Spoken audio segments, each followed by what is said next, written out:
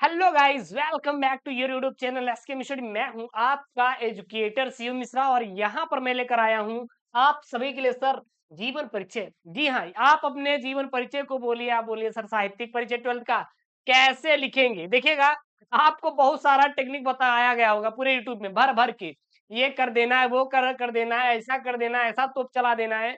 भाई साहब, ऐसा कुछ भी नहीं है। कहीं आपको बोर्ड ने ऑफिशियली बताया है क्या कि ऐसे आपको जीवन परिचय लिखना चाहिए, ऐसे करना चाहिए? बोर्ड डायरेक्ट बोल देता है कि भाई साहब 80 शब्दों में आप लिख कर आइए। अब सोचिए 80 शब्द कितने होते हैं, आपको मैं गिना रहा हूं 80 शब्द। देखिएगा, 1 2 3 4 5 6 7 8 9 10 11 12 13 14 15 16 17 18 19 20 21 22 23 24 25 26 27 28 29 30 31 32 33 34 35 36 37 38 39 40। सोचिए, ये आपका केवल 3 से 4 लाइन में 40 शब्द हो गया, तो यहां तक तो 80 शब्द हो गया ना सर। आपका साहित्यिक परिचय तो यहीं पे खत्म हो गया। लॉजिक वाली सोच, लॉजिक वाला यार लगाए ना दिमाग में, एकदम घिसोड़ो इस चीज को। आप क्यों किसी और के चक्कर में पड़े हो कि बहुत बड़ा लिख देना है? अरे जब बोर्ड ने बोला भाई साहब स्पष्ट तौर पर पेपर में कि 80 शब्दों में लिखना है, तो आपको केवल 80 शब्दों में तो लिखना पड़ेगा। कि आप लिख देंगे 150 शब्दों में, 200 शब्दों में। टाइम मत बर्बाद करो, हिंदी का पेपर है, लेंदी पेपर है, टाइम कम पड़ जाता है। एक बात याद रखना, जब आप 22 फरवरी के दिन सुबह जाओगे तो आपके पास टाइम बहुत कम होगा। इसीलिए मैं कह रहा हूं, जो मैं यहाँ पे टेक्निक बता रहा हूं, केवल इसी टेक्निक से आप लोग जीवन परिचय लिख कर आना, साहित्यिक परिचय लिख कर आना। आपको फुल मार्क्स एग्जामिनर देगा, 5 में 5 नंबर देगा, गारंटी हमारी सर। एक भी नंबर कटेगा तो मैं आपका कॉपी रीचेकिंग करवा दूंगा, क्योंकि जो बोर्ड ने बोला है सेम टू सेम आपको करना है। लेकिन विशेष तौर पर ध्यान देना है कि साहित्यिक परिचय और प्रॉपर हेडिंग रहनी चाहिए, इस चीज को ध्यान देना है। ठीक है ना? जिसके बारे में पूछा है वो चीज आप लिख दीजिएगा। काम खत्म। साहित्यिक परिचय बोला है तो आपको साहित्यिक परिचय लिखना है। बहुत बच्चे इसको जीवन परिचय के नाम से जानते हैं, कोई इशू नहीं, कोई दिक्कत नहीं, कोई डाउट नहीं, भाई साहब एक लेके चलेंगे। ठीक है, देखिएगा, आपका जो प्रश्नोत्तर संख्या 5 का क होता है, यह आपका सर जीवन परिचय होता है। क्या होता है? 5 का क और ख जीवन परिचय होता है। एक सर कवि आते हैं, एक सर लेखक आते हैं, दोनों 10 नंबर का सर आपके पेपर में फंसता है। फंसता है कि नहीं, एक बार आप खुद कमेंट में करिए कि बिल्कुल सर फंसता है। आता है ना आपके पेपर में? एक दिन का टाइम है, बिल्कुल सर फोड़ना है, एकदम एकदम तोड़ना है गुरु जी, एकदम कसम खा लेना है कि कुछ भी हो जाए सर, पेपर पूरा धुआं धुआं रहेगा, तो होकर ही रहेगा यार। यहाँ पे आपका वासुदेव सर अग्रवाल, सर किसका है? वासुदेव सर अग्रवाल का है सर। मोस्ट इंपॉर्टेंट वाले हैं। कैसे लिखना है मैं सब कुछ डिटेल में आपको बताऊंगा। सबसे पहले आपको क्या करना है, प्रश्नोत्तर संख्या सर ऊपर डाल दें। देखिए यहाँ पे प्रश्नोत्तर संख्या आपको डाल देना है। इसके बाद बढ़िया, जिसके बारे में जीवन परिचय लिख रहे हैं, साहित्यिक परिचय लिख रहे हैं, आप डाल देंगे। वासुदेव सर अग्रवाल का लिख रहे हैं तो वासुदेव सर अग्रवाल का यहाँ पर बढ़िया बकायदे से आप डाल देंगे हेडिंग। उसके बाद लिखेंगे, क्या लिखेंगे सर इनके बारे में? वासुदेव सर अग्रवाल ने सन 1904 ईस्वी में लखनऊ के प्रतिष्ठित वैश्य परिवार में जन्म लिया। यानी कि वासुदेव सर अग्रवाल का जन्म कब हुआ था सर? 1904 ईस्वी में लखनऊ के प्रतिष्ठित वैश्य परिवार में हुआ था। साहित्यिक परिचय सर ऐसे लिखना है। उच्च शिक्षा प्राप्त करने के पश्चात पुरातत्व से जुड़े और कई सरकारी संस्थाओं में महत्वपूर्ण पदों पर अग्रवाल जी ने आसीन रहे। यानी कि ये बहुत सारे महत्वपूर्ण पदों पर क्या रहे सर? आसीन रहे। और विभिन्न संस्थाओं तथा विद्यालयों में कार्यरत होने के पश्चात अग्रवाल जी ने स्व अध्याय जारी रखा, मतलब खुद भी इन्होंने पढ़ाई जारी रखा। और पाली, संस्कृत, अंग्रेजी आदि भाषाओं के साथ साथ प्राचीन भारतीय सांस्कृतिक और पुरातत्व पर समान अधिकार इन्होंने प्राप्त किया। भारतीय संस्कृति व साहित्य के गंभीर अध्येता के रूप में अग्रवाल जी ने हिंदी साहित्य में विख्यात हैं।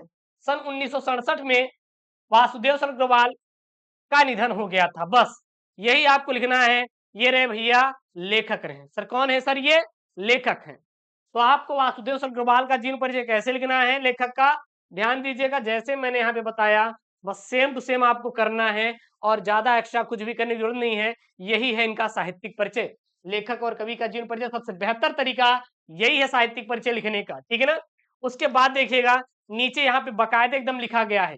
अब एक चीज यहाँ पे थोड़ी सी कमी कर दी गई है।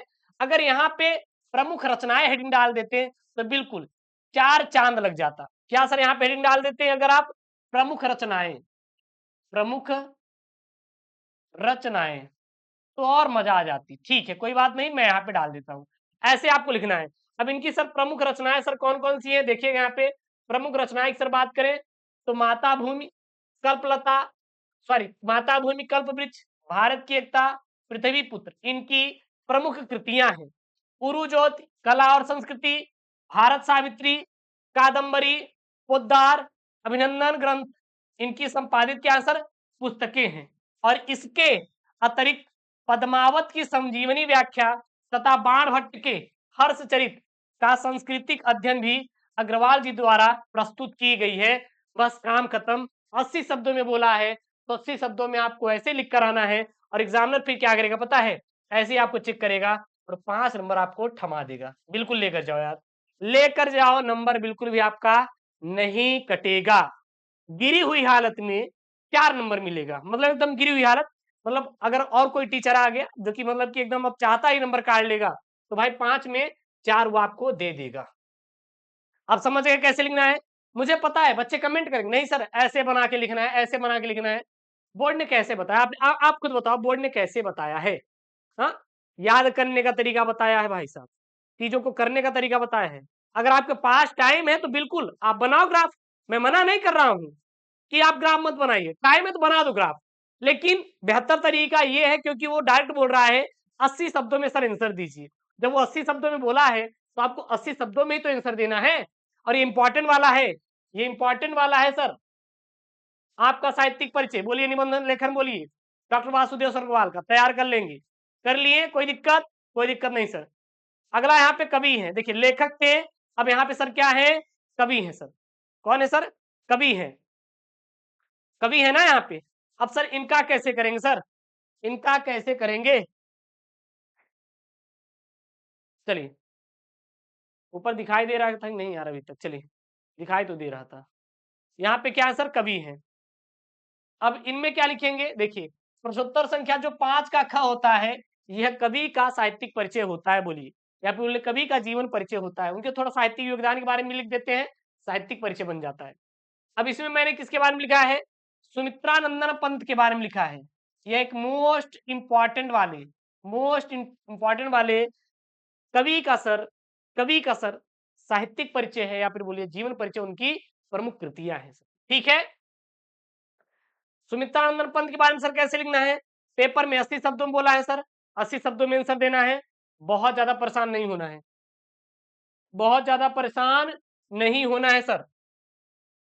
प्रकृति के सुकुमार कवि सुमित्रानंदन पंत का जन्म उत्तराखंड के कुमायूं प्रांत के कौसाना नामक ग्राम में 1900 ईस्वी में हुआ था।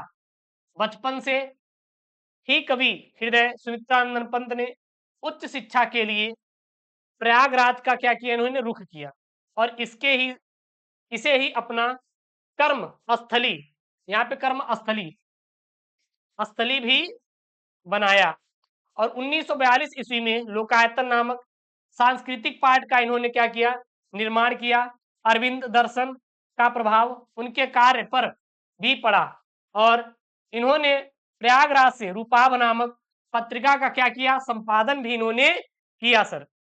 सन 1950 में पंत जी आकाशवाणी से जुड़े और विभिन्न राष्ट्रीय पुरस्कारों से पुरस्कृत पंत ने हिंदी साहित्य में छायावाद का, किसका सर, छायावाद का, छायावाद का धारा का प्रवर्तन भी किया। सन 1977 में प्रकृति का चितेरा यह साहित्यकार स्वर्गधाम का कूच कर गया। बस अब देखिएगा यहाँ पर इसको थोड़ा अलग कर देंगे तो सही रहेगा, यहाँ पे अलग नहीं किया गया है क्योंकि ये प्रमुख कृतियां हैं इनकी, तो इसको हेडिंग डाल के प्रॉपर सेपरेटेड अलग कर दीजिएगा। बच्चे इसको जोड़ देते हैं लेकिन आपको जोड़ना नहीं है बल्कि इसको हेडिंग बना के अलग कर देना है। इसीलिए मैं आपको बता रहा हूं लिखने का तरीका। बहुत बच्चे सब साथ में ही लपेट देते हैं, लपेटेंगे तो 4 नंबर, थोड़ा अलग करेंगे तो 5 में 5 नंबर मिलेगा। ये बात आप दिमाग में एकदम घुसा लीजिए। देखिए आप अब इनका जो यहाँ प्रमुख कृति यहाँ से शुरू होता है तो कला और बूढ़ा चांद, चिदम्बरा, लोकायतन, वाणी, ग्रंथि, पल्लव, गुंजन, युगांत, ग्राम्मा इत्यादि कृतियों के रचनाकार पंत ने प्रकृति की मानवीकरण को अपने सृजन में सहचरो बनाया और पंत का काव्य प्रकृति मानवतावाद तथा अंत चेतनावाद से प्रभावित रहा।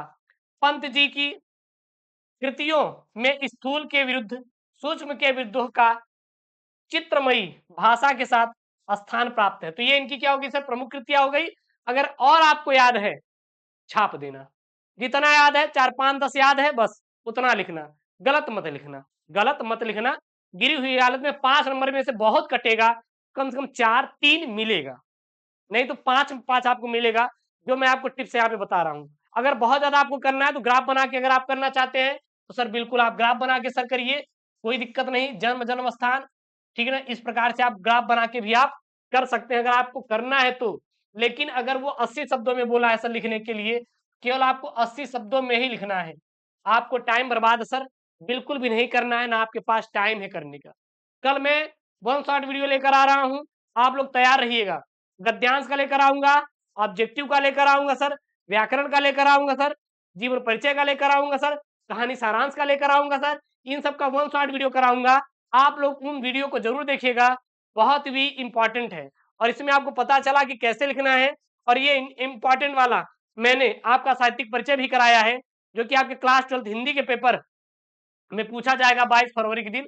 और जो भी बच्चे हैं तैयार करके सब जाएंगे। कोई डाउट है, कोई आपका दिक्कत आ रहा है तो बिल्कुल कमेंट बॉक्स में अपना प्यारा कमेंट दे देंगे। मिलते हैं नेक्स्ट वीडियो में दोस्तों, थैंक यू, जय हिंद, टेक केयर, बाय बाय।